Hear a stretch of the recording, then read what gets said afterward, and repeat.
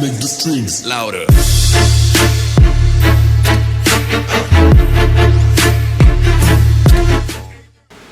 Hey guys, Dave, what have I done today?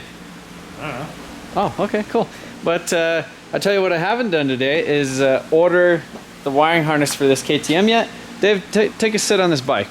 Let's show everybody your new Dave's mini bike. Yeah, it's nice, huh? Look at that. I gotta stand back. Dang, Dave's mini bike. I think you're almost out of power and memory. Well, it's the memory card. So I didn't order a wiring harness for this thing because I want it to be this thing because this was like 40 bucks. This is a little starter relay, and so yeah, I'll take the kickstand up so you don't break it. Dave, what do you think of that? Dave's new dirt bike. I think the shocks are like... It's like air and it like bleeds out. It's upset. Yeah, because you're too big. Huh. All right, well, I'm gonna try to put this thing on here and see if we can get it to run, maybe. There you go. Okay. All right, Dave, tell him what happened. It has a rod knock. Better than that. All right, so check this out. So see this right here, this is the new starter solenoid. And then so I just kind of gave these wires up here power, which I think needed power in the first place. And then so the first thing I did is here, watch, come over here, get close. Hear that? And then I was like, oh, it's never done that before. And then I hit this, which is the starter button.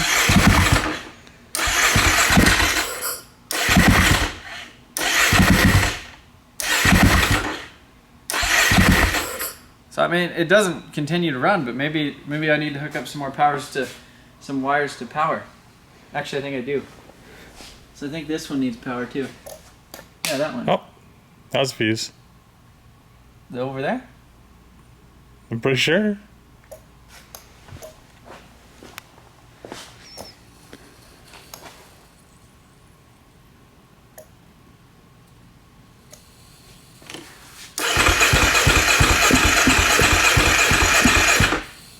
What's that noise? You just gonna do it like that or what?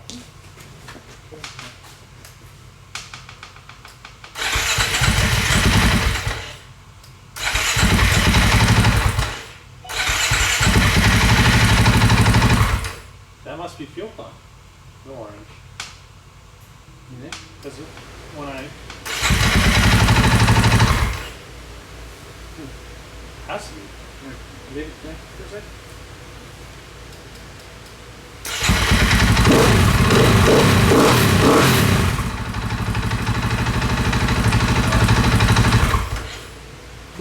All right, so it's we don't know we really don't know what is going on right now. So we were able to one of the other questions like about this bike when I got it was if I got like any title or paperwork or anything like that with it.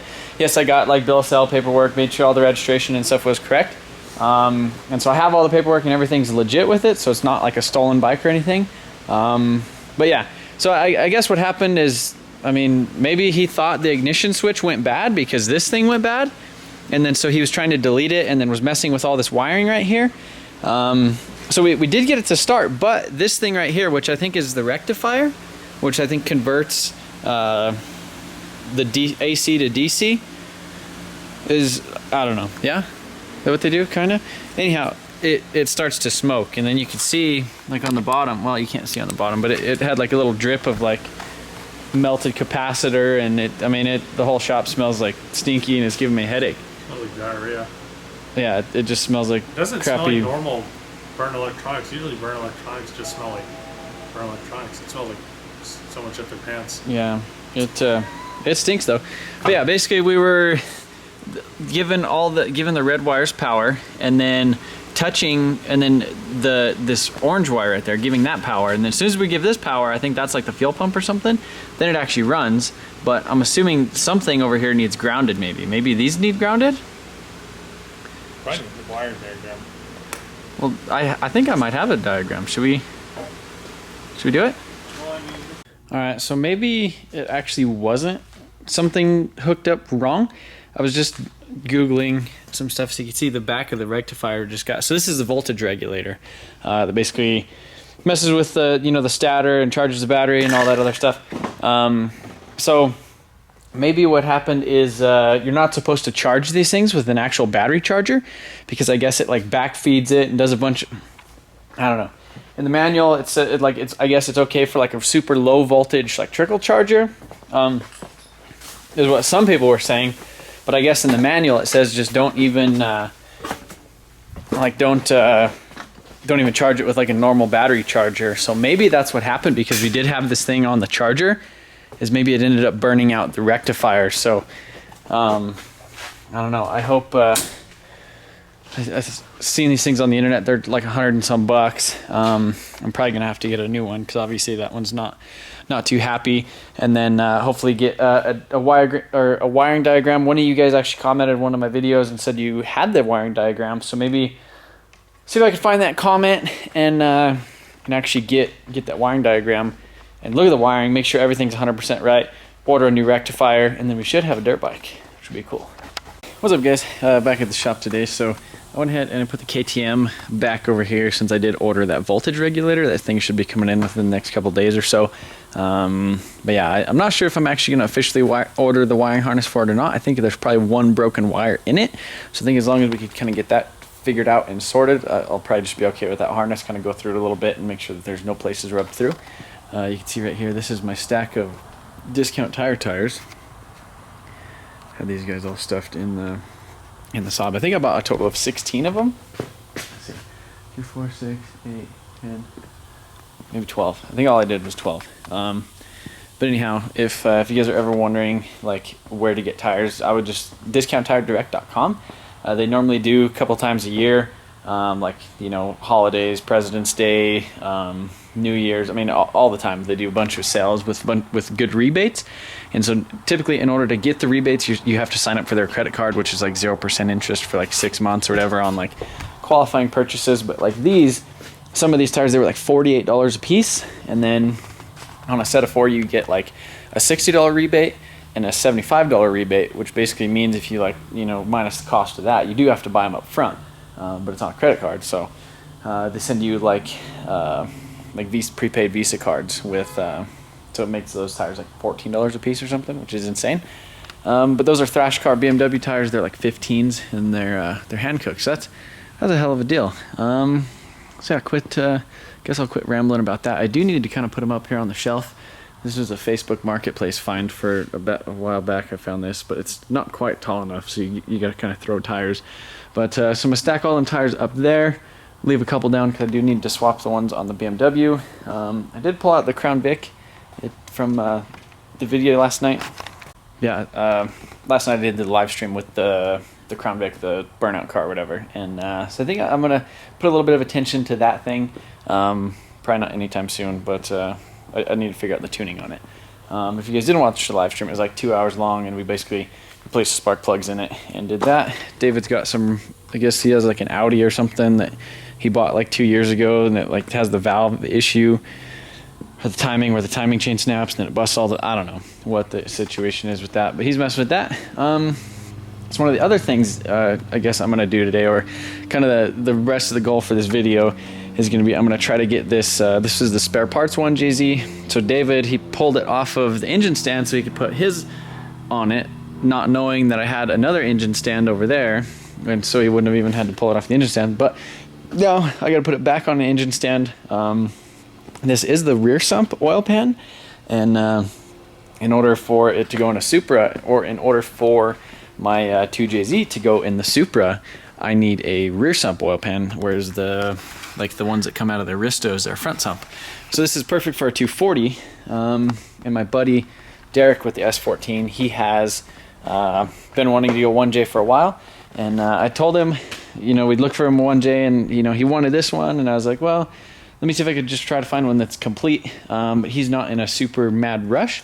So what we're gonna go ahead and do is I'm gonna pull off the oil pan off of this one, put it on, actually no, I'm gonna pull the oil pan off of this one because it's front sump, basically make this a front sump 1JZ, and then I'm basically gonna be selling him that. There is some parts that I did rob off of it that I already ordered, but I do need to order a couple other things. The other thing is since that oil pan isn't complete on that 1J, my buddy Jesse, he went to the junkyard because he was trying to get an NA2J out of an SC300. He basically got to the junkyard and it was like locked up, and he couldn't end up getting it to rotate, so he just pulled off the oil pan to see what was going on, and it had like a spun May bearing.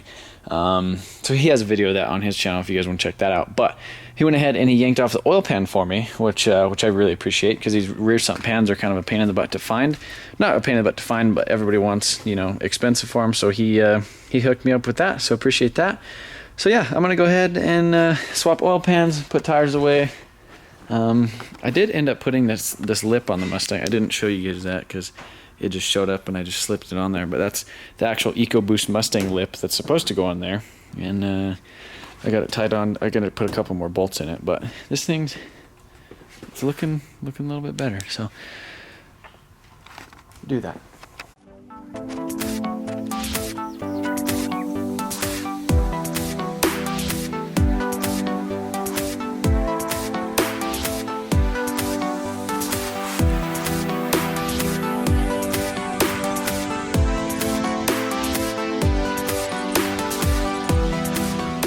So I had a couple issues finding bolts for this thing. So like I said, since this thing was basically on an engine stand already, I already had bolts and everything in it. But then David stole my engine stand and my bolts to put his JZ on there because he wanted to put his JZ on there. So he doesn't even have a car he wants to put it in. He wasn't going to put it in the SC300.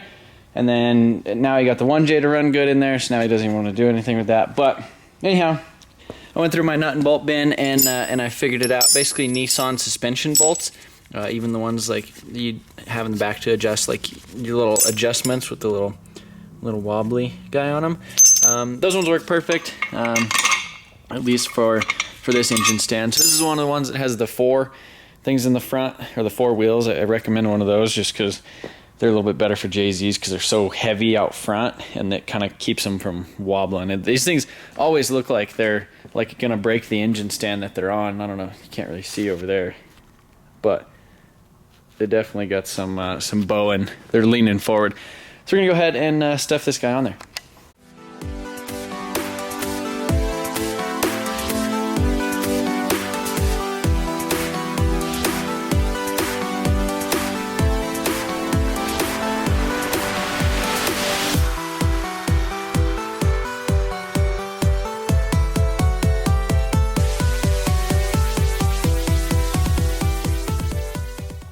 Alright guys, so I got it on the engine stand, and yeah, so hopefully you guys enjoyed this little bit of extra light. This is Milwaukee's. It's like their cordless under hood light, which is pretty rad. Comes with this this big battery where you can kind of actually stand it. It's got this little thing on it, and then if you look over there, it's basically got this like expandable bracket that it slips into, and basically goes underneath the hood. But I was just using it for some extra light. So, so yeah, I appreciate Milwaukee. They sent me out a couple of things. They sent me this and their new 3/8 fuel electric ratchet. You guys remember my old one that I always use, which isn't, it's not the brushless fuel model. It's a 3/8, but it doesn't have as much power as this. So I'm kind of trying out some of these things. So you'll be seeing a couple more of these things on the channel later. Yeah, you guys know I love my Milwaukee stuff. It just makes my life easy. But yeah, the bolts and everything are all good. I went ahead and I bolted it only to the block because I could have bolted it down there, but since I am going to be removing the oil pan and swapping it to another one, we shouldn't really have any issues doing that. So kind of looking at this thing, I don't know, I guess we'll get it over there and I'll start pulling a couple things off. I know I finally got all the injectors. I think I might end up having to figure out some fuel rail fittings and a couple random things like that, which is going to be a pain. And then the other thing is this is like the vvti like 2J power steering pump thing, which is really odd, and it just like doesn't work because this is like powered or something, and it's like variable speed. So when you're like in a parking lot, it's really soft, and when you're on the highway, it's hard. And I haven't figured out how to get those to properly work yet, or like by gutting them, or I haven't figured out the proper solution to actually make this one work. So I need to get the one off of a like an NA 2J or a non-vvti 2J, and those work. We did end up stealing the crank cog pulley, this guy down here, and this engine is a little bit dirty too. So kind of one of the other things I wanted to do is throw it back in time real quick, put the timing belt and everything on it. Once we get the other oil pan in it, throw some oil in it, and then crank it over with the starter and do a compression test, because I definitely want to make sure that this thing is nice and healthy for him. You know, otherwise there's no reason in buying a bunch of parts and making it good, when it could just still be the spare parts 1J. So if you guys are wondering, I had a chassis, an S14 chassis I bought a while back, and then the front end, the frame was kind of tweaked on it, and I ended up selling that to somebody, or I traded that for this engine. So, and they knew about the strut tower or whatever. But yeah, I'm gonna move this thing around and start looking at it some more. Well, I guess another shameless plug for Milwaukee. I just thought it was funny. I started seeing all the Milwaukee tools I had laying around, and I just figured I'd gather them all up and put them in one spot. So I have the radio. My dad got me this for Christmas. I have their 1/2-inch fuel impact gun, which is like, this thing is insane. It has like 800, I don't know the exact foot-pounds of torque. I'll put it on the screen. But this thing is nuts. It's brushless. It's their fuel model. And I mean, you could take the wheels and tires off your truck like 30 times on the same battery with that thing. And then, yeah. So anyhow, I got my old electric ratchet, which you can see how used this thing is. I first seen this thing in Diesel Tech Ron's videos. I mean, rest in peace to Diesel Tech Ron. That guy was amazing. But I watched tons of his videos in my Power Stroke days, kind of learning about the 6-liter and all that. And he was always using one of these, so I got one of those.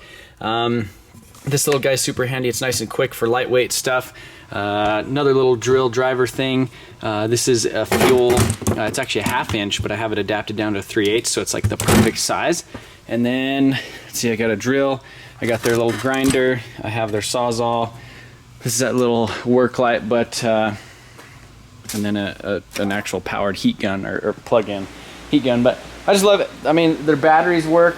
I mean, their stuff just works. That's what's nice. I had a Craftsman Impact a long time ago, and it was the crappiest thing I ever had. The battery would last like 2 minutes, and it would have to basically sit on the charger and had no power.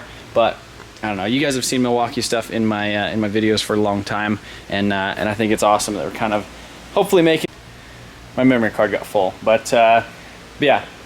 You guys know that I would never like just go in and shout out products or anything just because somebody sent me something. I mean, you guys, I've been buying and paying for these products and like gifting them back and forth between me and my dad for Christmas for the past couple of years, and I truly believe in Milwaukee tools. I made Adam buy one when I was going down there to get to work on his or Nicole's 1JZ thing. I made him buy one of these, and he's since purchased a couple other things. So yeah, I definitely think it's awesome that Milwaukee's willing to work with me with some tools, and they like what I'm doing. So I hope you guys don't mind seeing a little bit more of their stuff around the channel here and there. And yeah, we're gonna actually do something.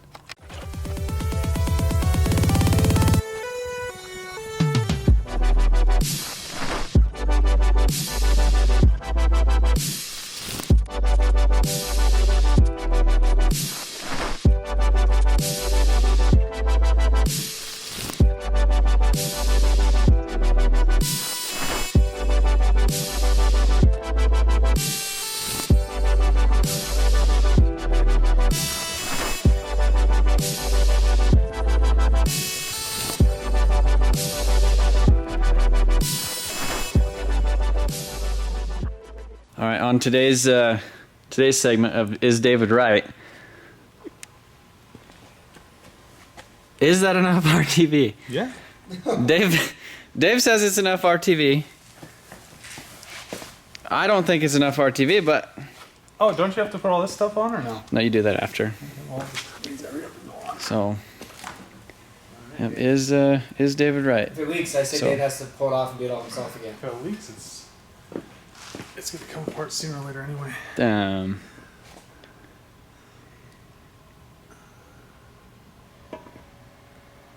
Feel like another little step back here.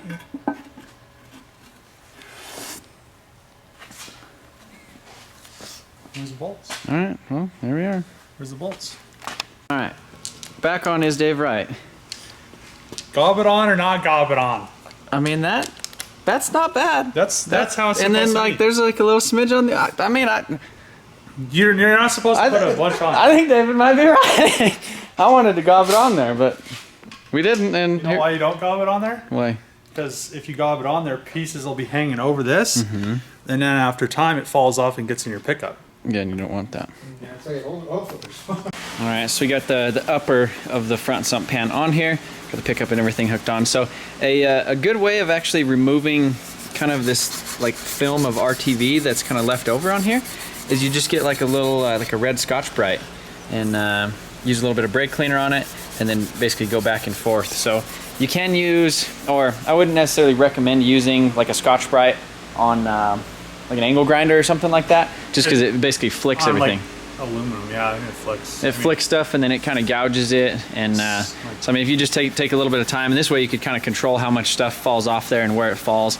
You could kind of, you know, make sure that a bunch of stuff isn't getting flung into the engine or whatever. But yeah, so basically as soon as he's done with that, we're gonna go ahead and stick the other pan on it wherever it went. Not this one. So this is the rear sump that Jesse got for me from the junkyard. And I think I'm gonna have David take it to, he knows a place where there's like a really good cleaning thing with like cleaning solution and like a hot tank and all that. And so I'll probably just have this oil pan taken there because this one's pretty dirty. The bottom is pretty dirty as well. I really don't like that. Basically the engine at the junkyard had a pretty bad rod knock, as you could tell. But basically if I could take like the lower pan, the pickup, all that stuff there, get it all cleaned up, because I definitely don't want the Supra one having a bunch of crap like that in it, or not in it. I mean, I would obviously clean it, but it'd just be a lot easier to have them clean it, you know, in a facility like that. But the oil pan off of this one was just fine and pretty clean, you know, because it didn't have a rod knock. So we're good to go as far as that goes.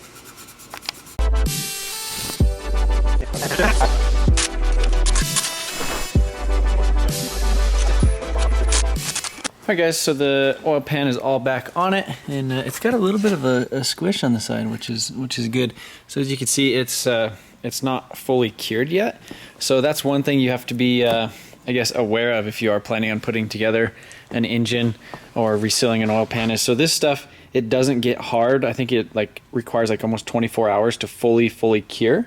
Whereas if you get this stuff right here, this is the right stuff, and they make this in the gray as well, but it has something in it like a hardener or something that actually reacts and like gets warm, and so you can see it's 1 minute gasket. So you can basically return the vehicle to service. It says immediately, but this stuff gets hard right away. So if you are ever like welding a diff and you actually want to like, you know, put fluid in it the same night and go drive it, or reseal an oil pan and go, you know, put fluid in it right away, this stuff is the stuff that you need.